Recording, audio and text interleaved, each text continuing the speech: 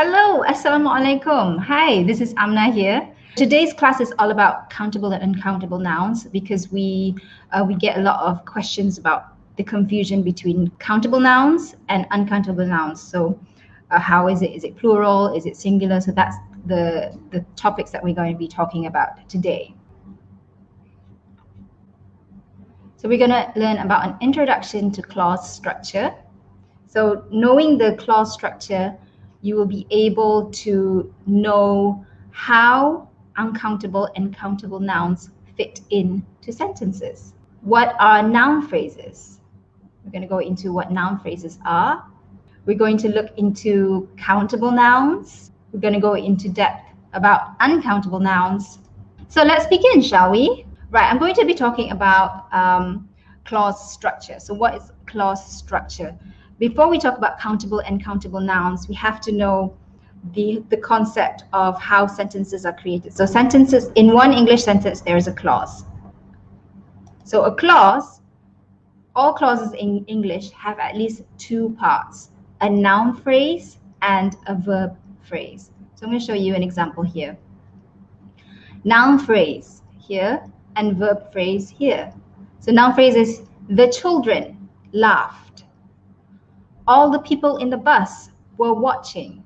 So this is a noun phrase because it's the noun of the clause. So you call it a noun phrase. Here, the children is also a noun phrase. But most clauses have more than two parts. So for example, noun phrase here, verb phrase here, and then you have another part here. Kyron wanted a new bicycle. All of the girls are learning English. Huisin and the family were driving to Singapore. He put the flowers in a vase. So you can see that most clauses, they have more than two parts. Right, so I'm going to go into more detail of what noun phrases are. So a noun phrase, it can just be a noun or a pronoun. People like to have money. So this is a noun here. This is the noun phrase of the sentence. So a noun in Malay is called kata nama. And this is another one. I am tired. You call this a pronoun. I, he, she, we, him. That's a pronoun because a pronoun is replacing the name of the person that you're talking about. So a noun phrase is usually a noun or a pronoun. So nouns can either be countable or uncountable. Countable nouns are those that refer to something that can be counted. So they have singular and plural forms. So the difference in Malay and English is that English has singular and plural forms. Malay, I believe they don't have singular and plural. So for example, cat is the singular, cats is the plural, meaning there's more than one cat. So when there's one cat, you say cat. When there's one cat, you say cat. When there's more than one cat, you say cats. Woman is one woman. If it's more than one woman, then it's women. Country, one country. More than one country, then you say countries. So you call that countable nouns because they can be counted. Meaning that if you say there's one cat, two cats, three cats, it can be counted. It's quite simple, right? It's quite straightforward. But uncountable nouns are nouns that cannot be counted. So there's no plural form, right? Usually there's no plural form for uncountable nouns.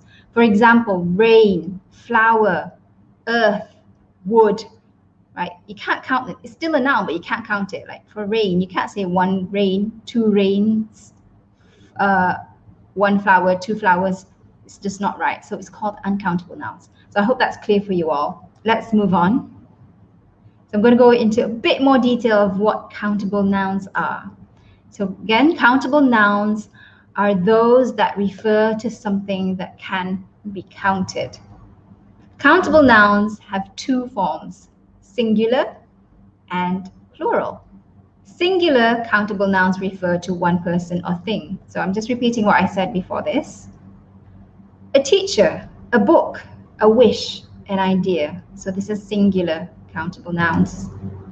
Plural countable nouns refer to more than one person or thing. Teachers, books, wishes, ideas, right? I'm just repeating what I said so that you can fully understand what I'm talking about. All right, so we're going to go quickly into how the plural form looks like for nouns, because some nouns you can just add an S at the back to make it plural, but some other nouns, depending on how it's spelled, is spelled differently. So let's look at some examples. So we usually add an S to make a plural noun. So if it's singular book, you add S, books. School, schools. Friend, friends. We add ES to nouns ending in S, CH, SH, SS, X, and O. So let's look at some examples. So class, you can't add another S, right, at the back. So it's classes, you add ES. Watch, so you don't add an S to make it plural, you say watches. Gas, gases. Wish, wishes. Box, boxes. So this is the rule of the spelling rule of how to make it plural. Let's look at some more. Now, when a noun ends in a consonant and Y, we make the plural with IES. So let's look at some examples. Okay, so a noun here, it ends in a consonant, which is D and Y. Consonant is other letters than A, E, I, O, U. So the plural is ladies, for lady, which has an IES at the back. Country, countries. Party, parties, with IES at the back. I hope that's clear for you. If a noun ends in a vowel and Y, we simply add S at the back. For example, boy, boys. So it's a vowel and a Y at the back, you just add S. Day, days, and then play, plays. Some common nouns have irregular plurals. Irregular plurals means that, like this, man, men, it's totally different. It's a different spelling. Woman, women, with an E at the back, with the E here. Child, children. Person, people. Foot, feet. Another example is tooth, one tooth. If it's two teeth, it's teeth. Right? So it's a different spelling. It's different. How you pronounce it's also different. So those are called irregular plurals. Right, we're going to talk about uncountable nouns now. Uncountable nouns are those that cannot be counted and so do not regularly have a plural form. Uncountable nouns often refer to substances, so such as food, water, salt, bread, iron. So you can take note of this, like uncountable nouns. You can't say waters. Foods, it depends on the context. Food, you can, if you're talking about a type of food, then you can make it countable. But uncountable nouns, usually, if to be safe, food is an uncountable noun. Human feelings or qualities such as anger, cruelty, happiness, honesty, pride. Activities such as help, sleep, travel, work. Abstract ideas, beauty, death, fun, life. So common uncountable nouns are advice, accommodation, baggage, equipment, furniture, homework, knowledge, luggage, machinery, money, news, traffic. Are we good? Right. So if we want to make an uncountable noun, we want to make it countable. Countable means boleh dikira. We use these expressions: a piece of, a bit of, an item of, pieces of, bits of, items of. So for example, let me give you a piece of advice. So you can't say, let me give you an advice.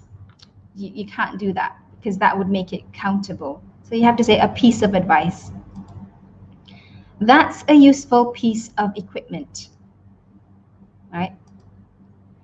We bought a few bits of furniture for the new apartment. She had 6 separate items of luggage.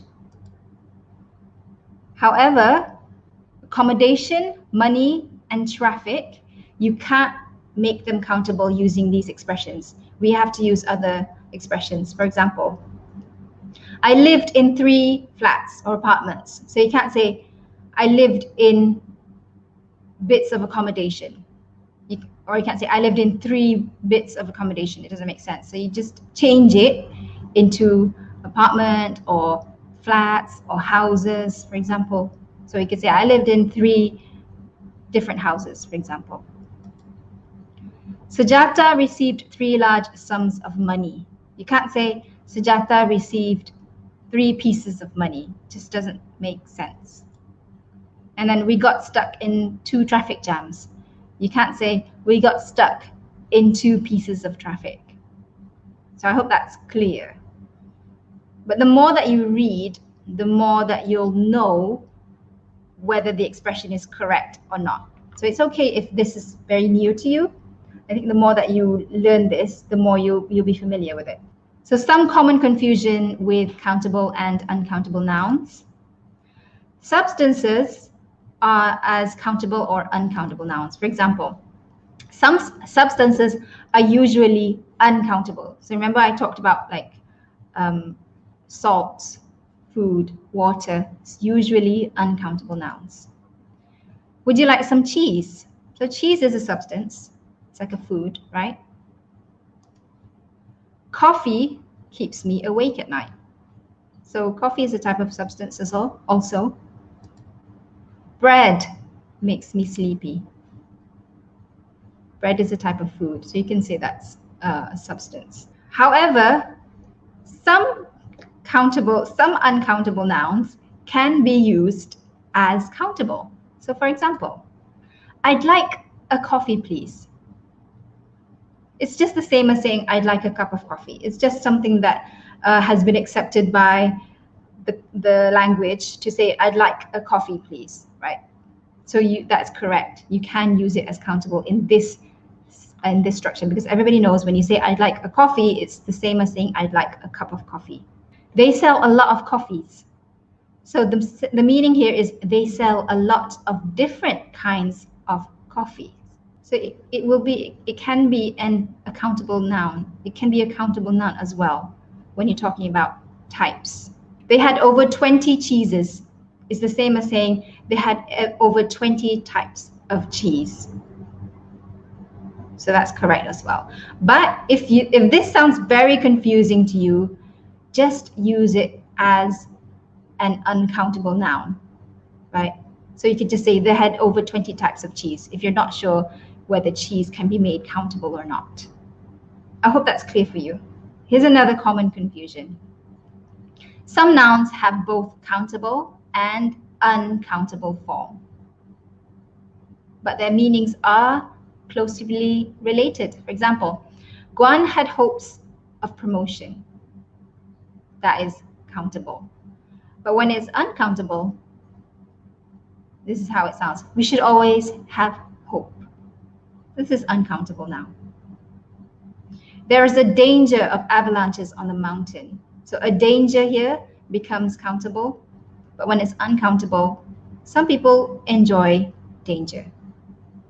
There's a lot more common confusions between countable and uncountable nouns, but I'm just going to talk about these 2 for this class because I don't want to further confuse you all.